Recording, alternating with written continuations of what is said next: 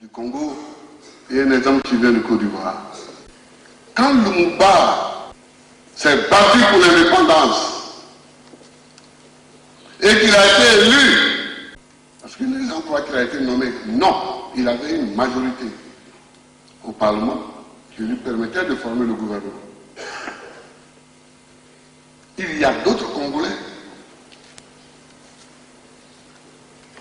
dont je ne vais pas citer les noms parce que je ne voudrais pas blesser les descendants, mais qui sont frères aux Belges, aux Français, pour dire « Oh, Lumumba, il est trop révolutionnaire, laissez-le et puis mettez-moi à sa place. Je vous rapporte le pays. » Ça ne ressemble pas à quelque chose, ça. Ça ne ressemble pas à quelque chose, ça. Mais il y a des gens ici qui ne connaissent pas l'histoire de leur propre parti. Ceux-là, ils ont aidé à tuer Lumumba pour que les Européens les prennent et les mettent au pouvoir.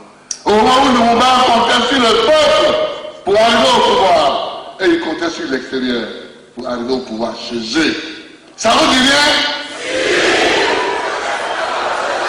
Mais même ici, Oufoué a gagné parce qu'en 49 et en 50, pendant que lui luttait, pendant que Anne-Marie Raji lançait la grève contre les produits importés, pendant ce temps-là, il y avait des Africains qui allaient voir les Français, le gouverneur, pour leur dire, nous sommes là, enlevez Oufoué, il est trop révolutionnaire, il est trop anti-français, et mettez-nous à sa place. Mais il ne peut pas vous mettre à sa place. C'est lui le peuple qui l'a élu, et vous.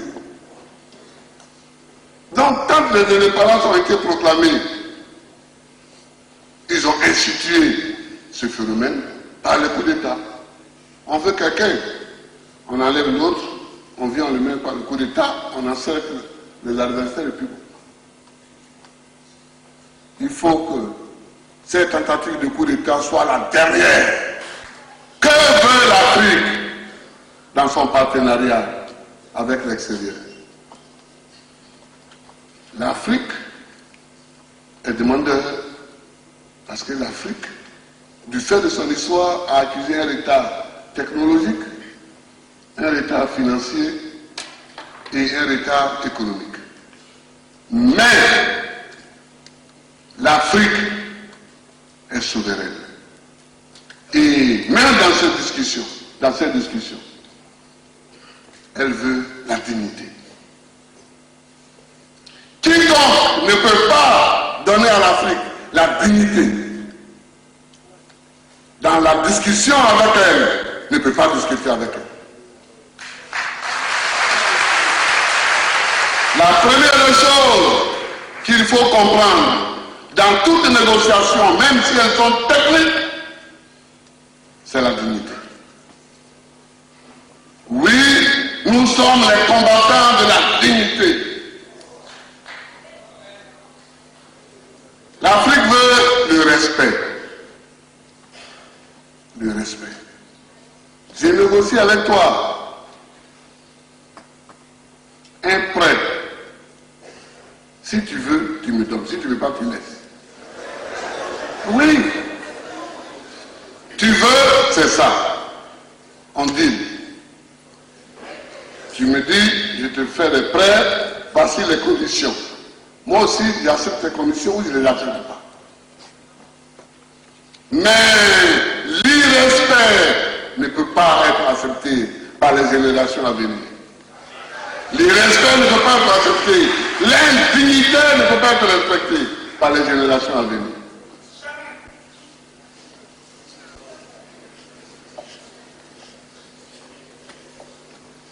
Chers amis du MEDA, nous sommes particulièrement heureux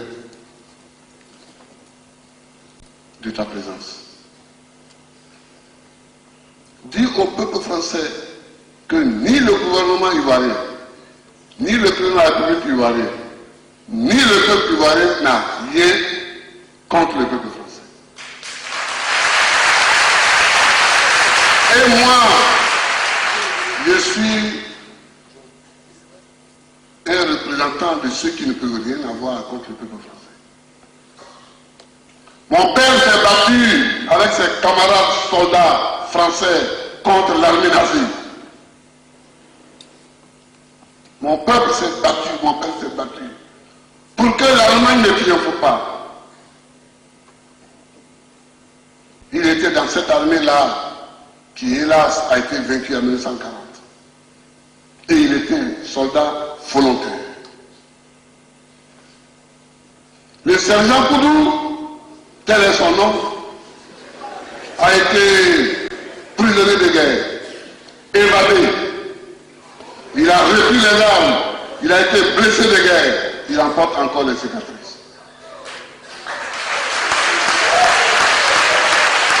Soigné, il a été ramené à Fréjus, s'est reposé, puis il est rentré en 1942 par la voie maritime. Le prénom que je porte, Laurent, c'était le prénom du capitaine qui commandait la compagnie de papa.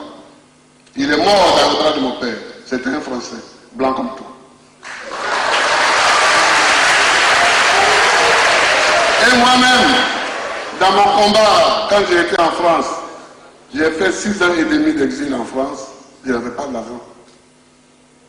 Mais il fallait que cet exil ait lieu pour que le combat soit popularisé au niveau mondial. Mais c'est des amis français qui m'ont logé 6 ans et demi. C'est des amis, c'est des camarades qui m'ont logé. Donc, nous n'avons absolument rien contre le peuple français. Mais quiconque, au nom de l'intérêt idéologique ou des intérêts économiques, veut nous asservir, nous trouvera debout.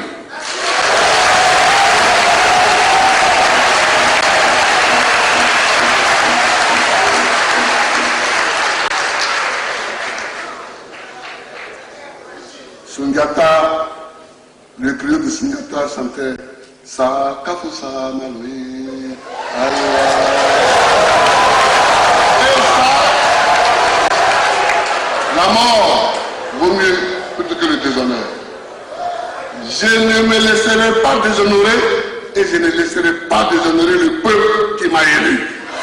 Jamais. Cette crise est en train de finir. Et elle va finir. Nous en sortirons par la voie constitutionnelle. C'est une obligation constitutionnelle.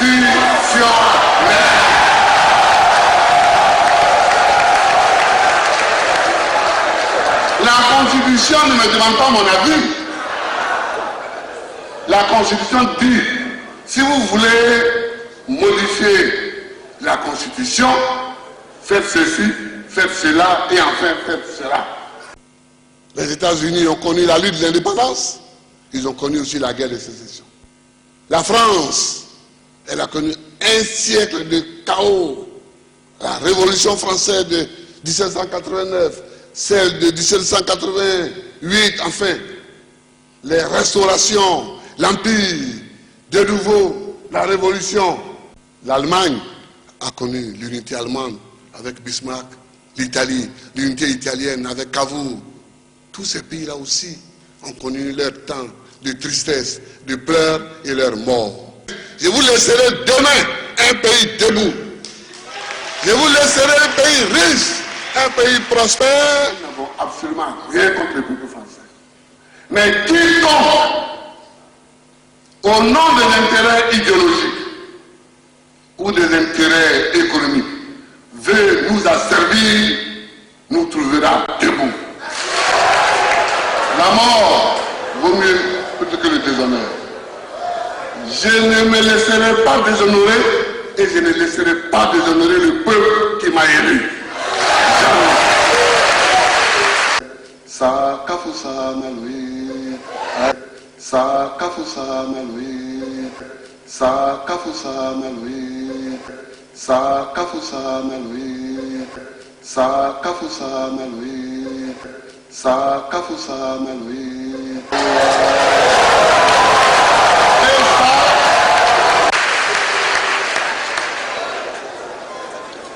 Nous n'avons absolument rien contre le peuple français.